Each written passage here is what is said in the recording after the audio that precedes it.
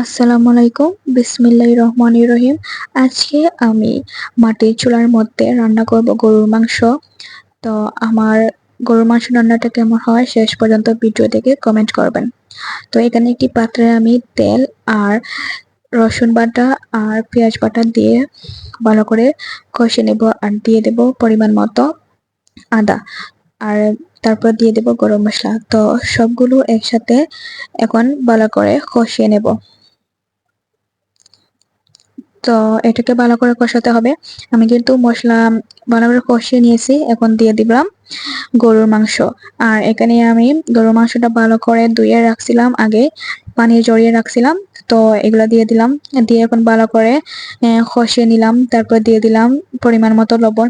আমি কিন্তু শুধু গরুর মাংস রান্না করব না, আমি এখানে আলু দেব।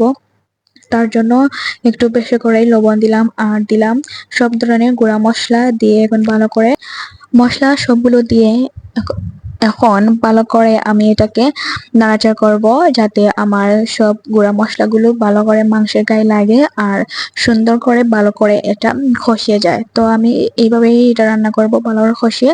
তো এটা আমার এক পর্যায়ে কষানো শেষ, তো দিয়ে দিলাম একটু পানি, দেওয়ার পর এটা গুঁড়িয়ে রাখলাম। তো 10 মিনিট চাল খাওয়ার পর এখন আমি আবার দেখতেছি কিরকম হয়েছে। মাশাল্লাহ, আমার এটা কালার অনেক সুন্দর হয়েছে, অনেক ভালো হয়েছে। তো এখন দিয়ে দিলাম ঝোল। এটা আবার 10 মিনিটের মতো আমি জাল দেব চুলায় রেখে ভালো করে। উম, পরিমাণে আগুনটা অনেক বেশি থাকবে। তো এখন দিয়ে দিলাম আলু। আর আলুগুলো যেহেতু আমি শেষের পর্যায়ে দিছি, মানে হাফ সিদ্ধ হয়ে গেছে আমার মাংসটা। তো এটাকে ভালো করে নাড়াচাড়া করবে যাতে আলুর গায়ে মশলা গিয়ে ঢুকে, আর এটাকে আরো অনেকক্ষণ জাল দিতে হবে। বেশি আগুন দিয়ে জাল দিতে হবে।